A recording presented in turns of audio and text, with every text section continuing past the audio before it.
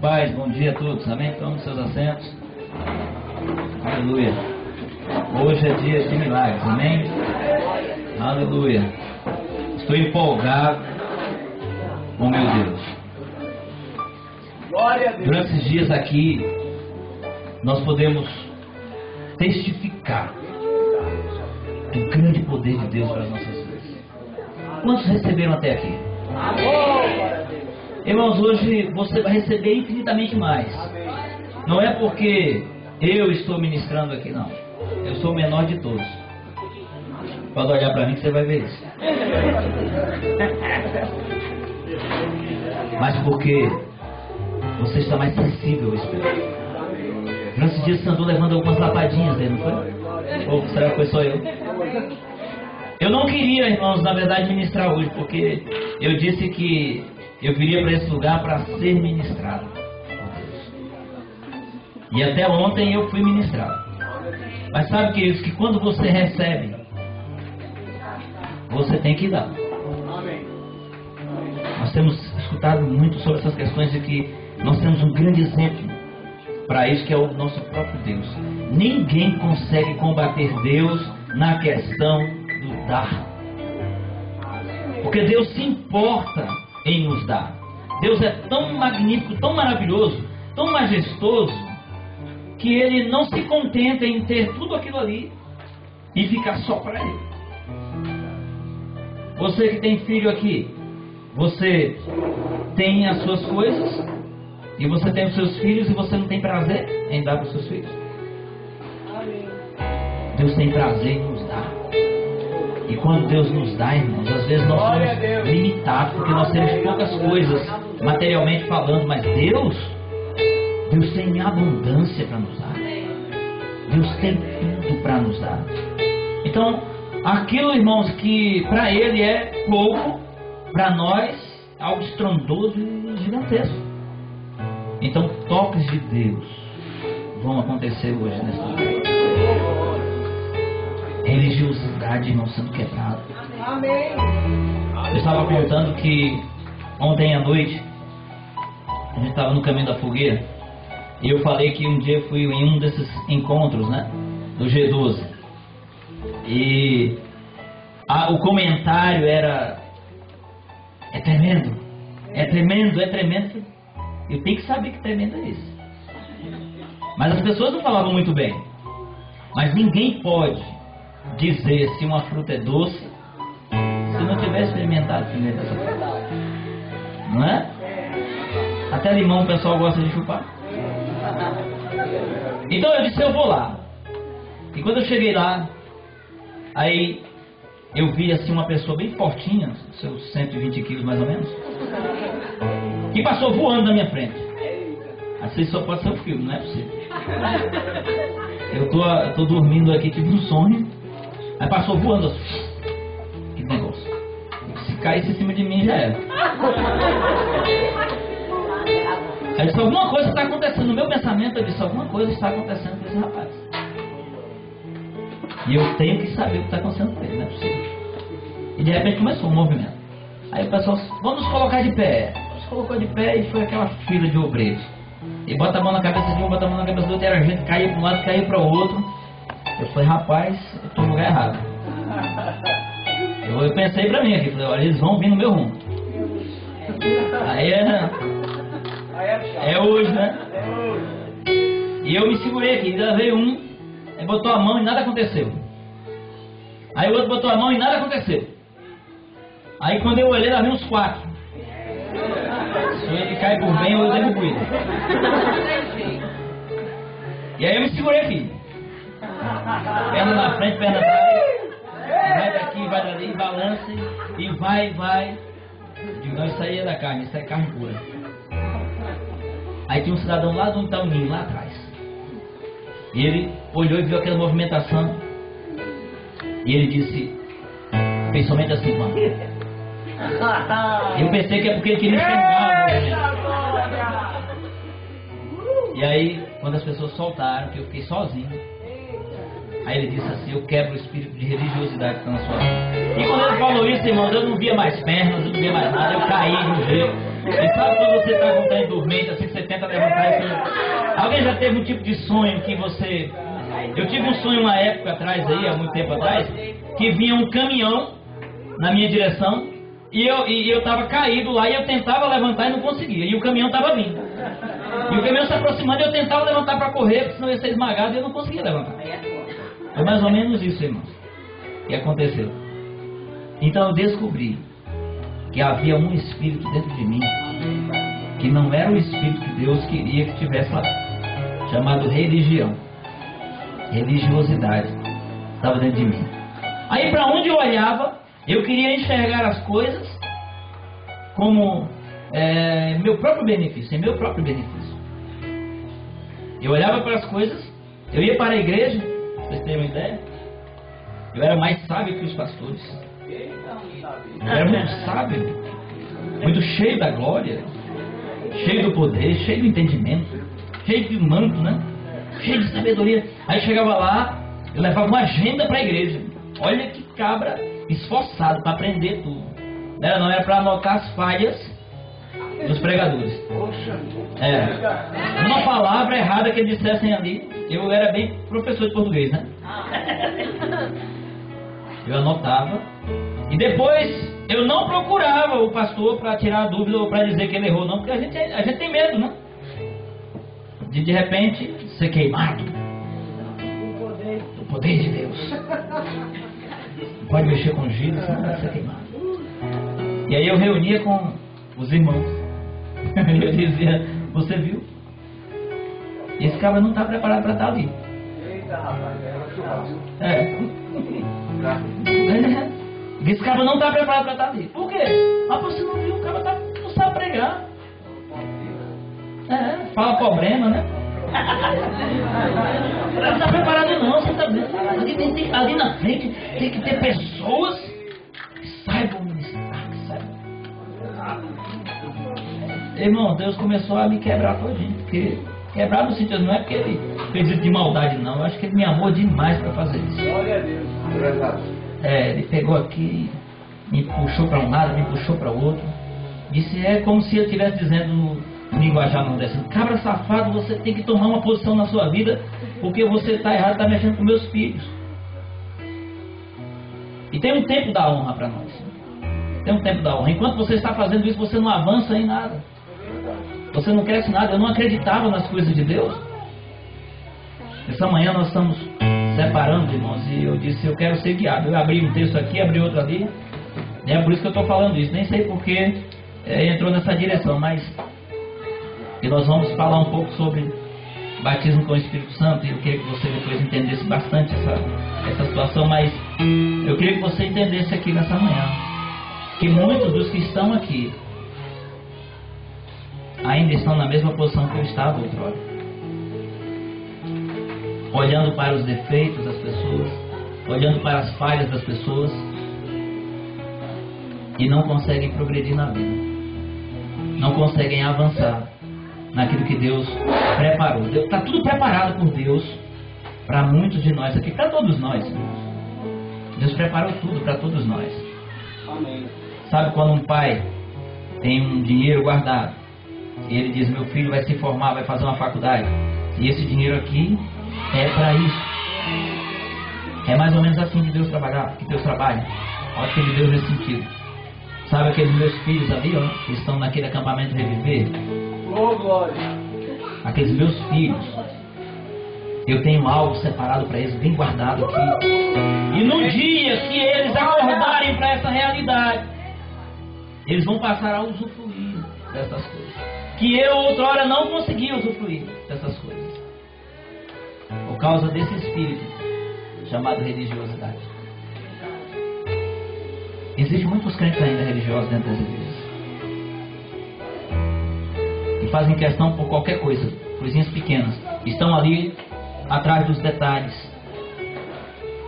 Ei, para você que está assim, Deus quer você por completo. Amém.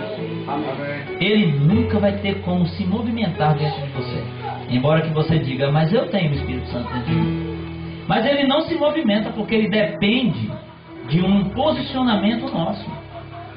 Como é que ele vai se manifestar na sua vida, irmãos? Se você não entende esse tão grande poder?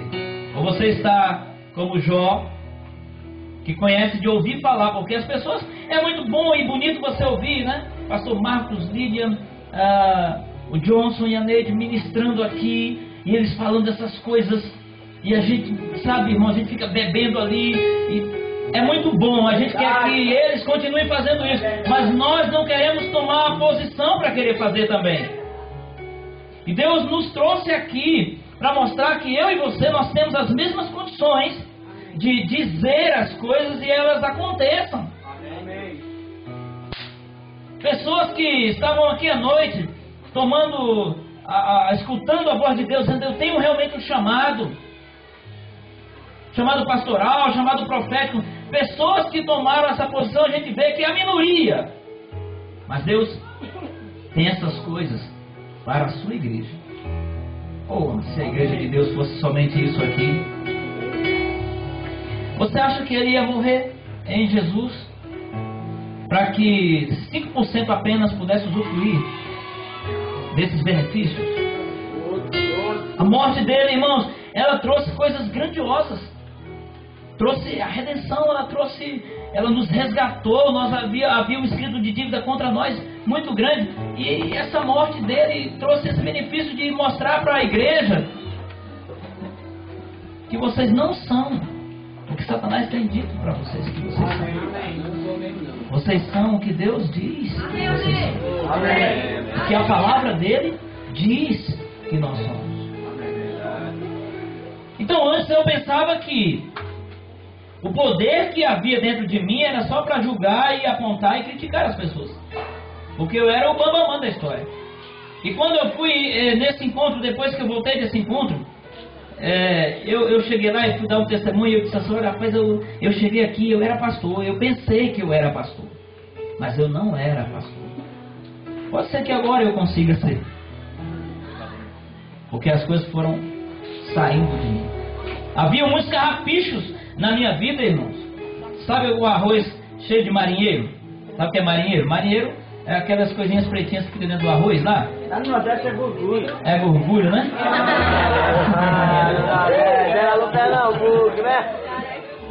Então, essas impurezas, essas sujeiras, é por isso que o Espírito nos conduziu, né? E você ouviu muito sobre essa questão da santidade, porque essas impurezas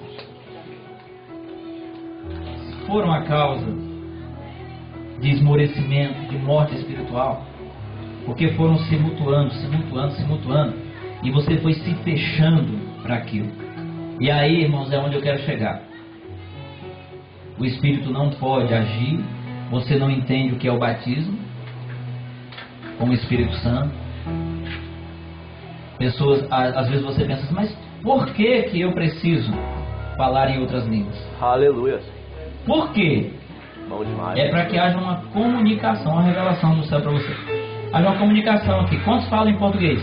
Amém. Isso não é uma língua, não? Não é através dessa língua que você se comunica? Que você expressa as suas vontades, seus desejos? É com essa comunicação que você fala uns com os outros. Agora, se você fala em português e você vai para os Estados Unidos,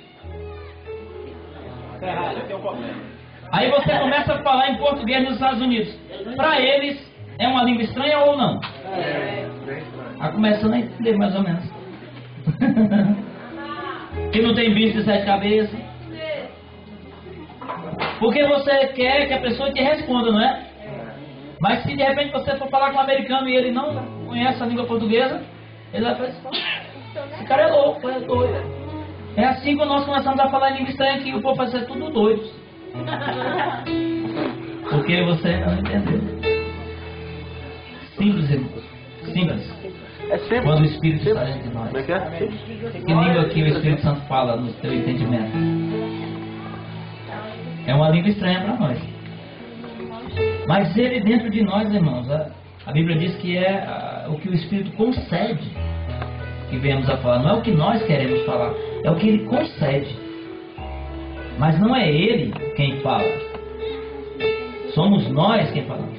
Às vezes as pessoas vão receber o batismo com o Espírito Santo, elas ficam com a boca fechada, esperando que algum raio sai da minha mão, da mão de quem estiver ministrando o batismo, algum poder, um sobrenatural assim que faz o cabra tremer todinho, para ele começar a falar. Não, quem tem boca, fala o que quer. É ou não é? Veio a palavra, fala, irmãos. Porque você tem boca. Não vai sair pelo nariz, não. Vai ficar uma língua estranha mesmo se for sair pelo nariz. É pela boca que nós falamos. Amém? Aí, aqui em Atos, capítulo 1. Aleluia.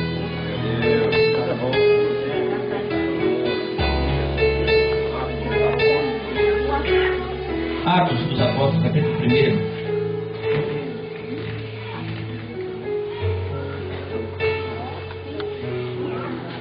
Aleluia. Glória a Deus. Aleluia hoje.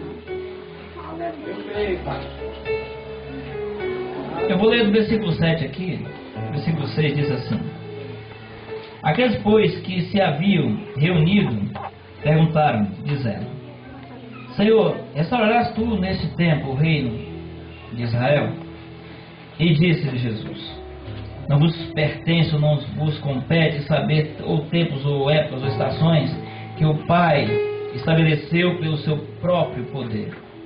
Mas recebereis poder. Repete isso comigo: recebereis poder. Recebereis poder. Mas recebereis poder ao descer sobre vós o Espírito Santo, que há de vir sobre vós, e semeis as minhas testemunhas, tanto em Jerusalém, como em toda a Judéia, Samaria e até os confins da terra. Eu fiquei pensando nisso aqui, que às vezes as pessoas dizem que não estão preparadas. Irmãos, o batismo com o Espírito Santo, isso que Atos está aqui revelando, é algo para nos preparar. Ele nos prepara. É como se fosse, é um curso preparatório para fazer a obra de Deus. Às vezes nós vamos fazer uma prova, não é? Para ver se passa no concurso, alguma coisa do tipo.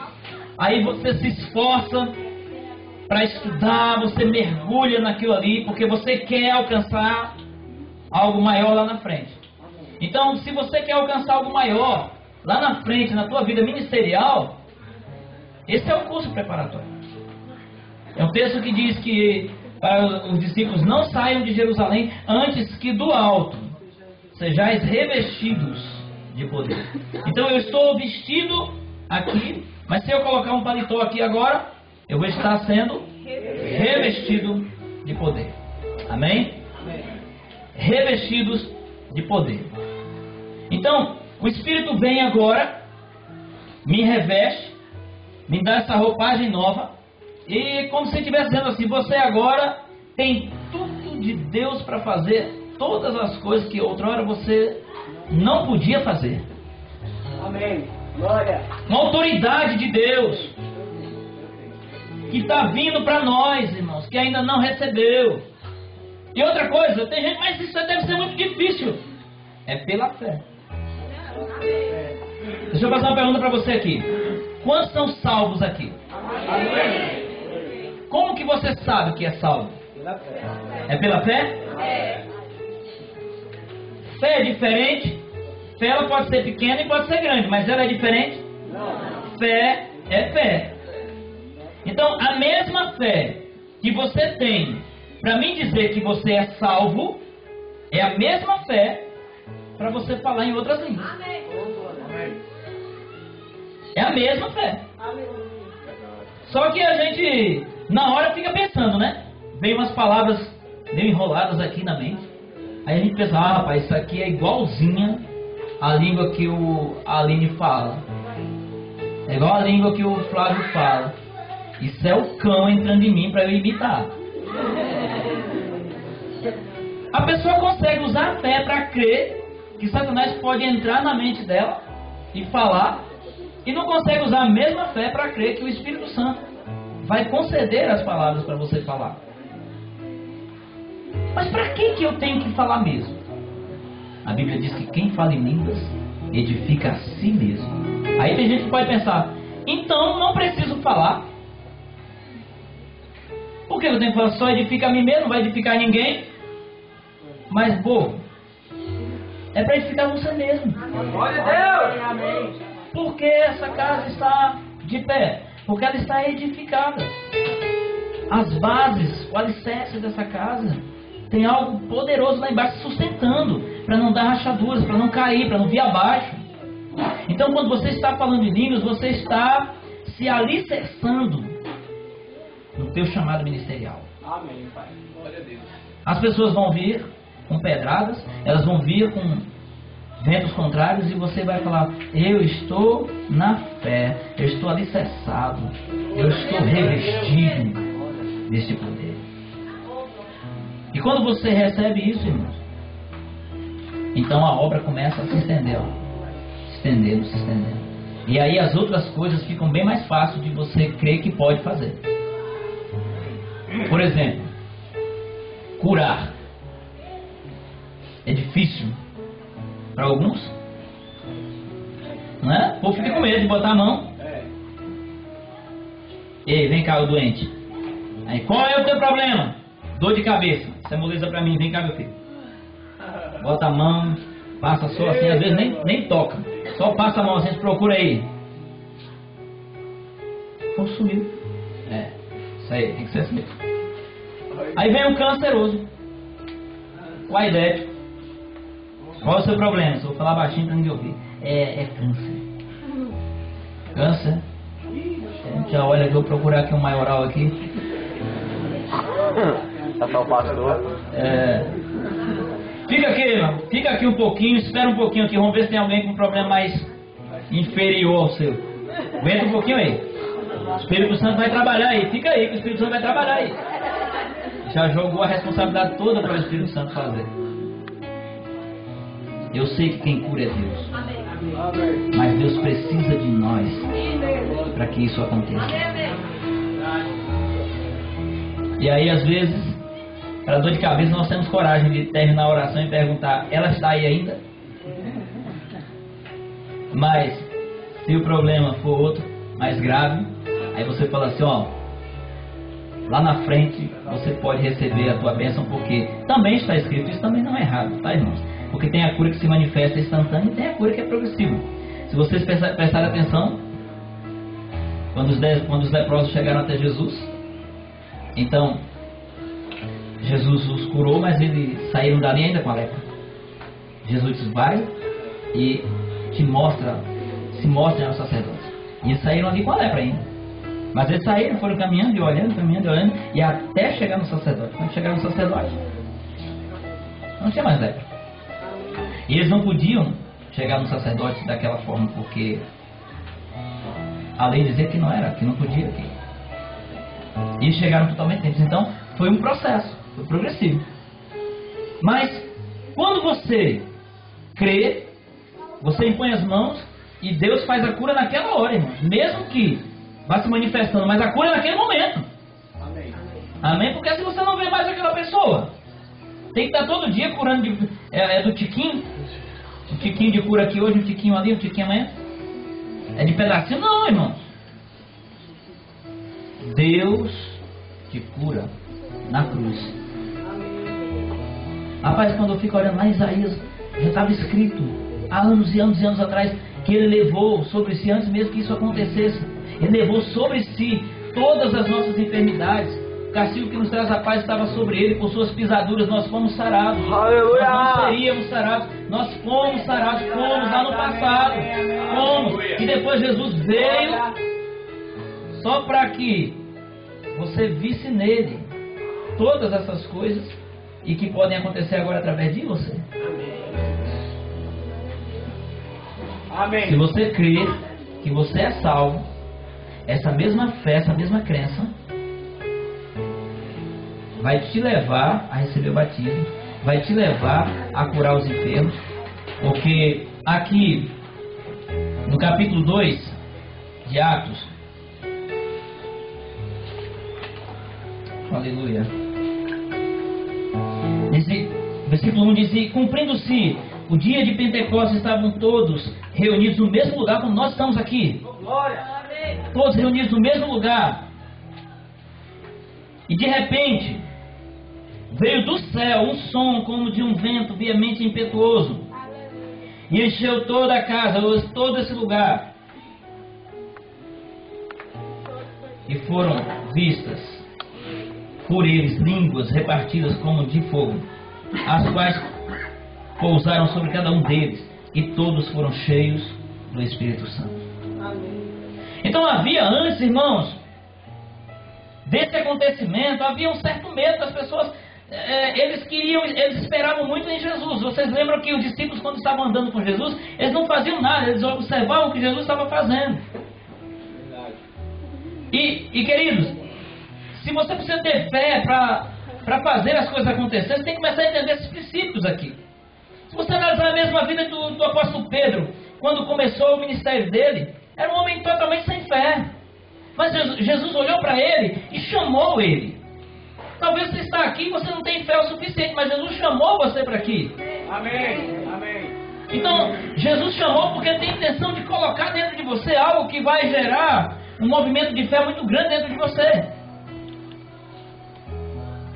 Para situações novas começarem a acontecer na sua vida. Aí Pedro chega lá, e Pedro estava naquela situação, irmãos, de medo, de pânico. Naquele barco lá, e começou aquele vendaval, começou aquela coisa toda. E Pedro estava ali apavorado e chama Jesus com os discípulos. Mestre, nós vamos morrer aqui, o barco vai virar e o senhor está dormindo aí. Aí Jesus olha e diz assim: mas parece que povo mais mole, que povo mais frouxo, que povo mais tímido. E Pedro entendeu o que ele quis dizer. Como os outros também devem ter entendido. Ué, ele está dizendo o quê? E Jesus chegou naquele momento e falou assim: acalma o vento, acalma a tempestade, tudo se normalizou. Olha, está querendo dizer que nós podemos fazer essas coisas aí. Será que é isso mesmo? Nós podemos fazer isso que ele fez? Aí ficaram ali meio cabreiro. Outra situação aconteceu. Jesus vem andando por sobre as águas de noite. E estava aquele vendaval também ali, estava aquela coisa. E de repente, quando eles olharam ali, e crente, irmãos, quando não é crente, tem medo de fantasma, tem medo de cachorro, de noite, né? Nós estávamos orando aqui à noite, uma época ali, no meio desse campo. Só para descontrair. Porque eu não tenho medo de nada. E estava eu e o Romeu. A gente estava no período, 1 hora de oração para cada um ali, né? O período. E aí de repente eu senti uma presença ruim.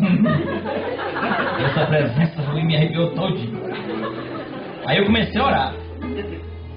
E o Romeu estava do lado, nós estávamos de olhos fechados. E eu disse: todo demônio vai bater, vai passar tudo para fora desse lugar. Não acabei de falar isso, passou um cachorro preto nas minhas pernas.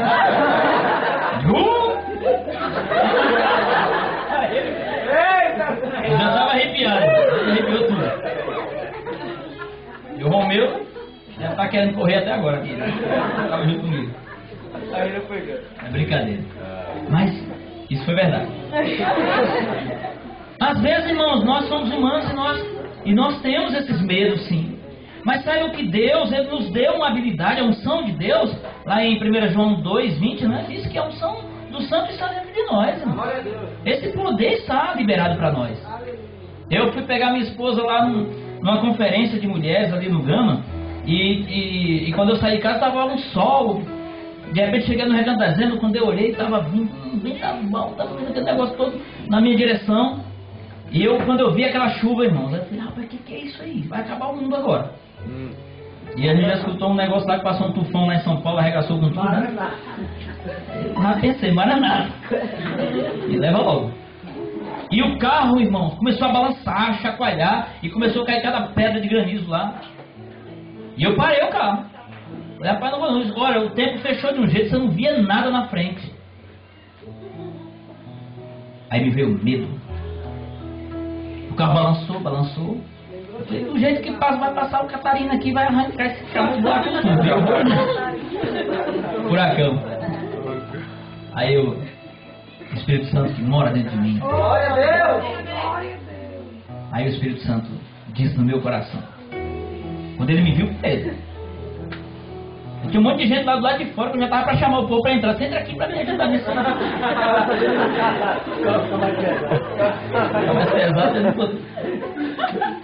Aí o Espírito Santo, meu amigo.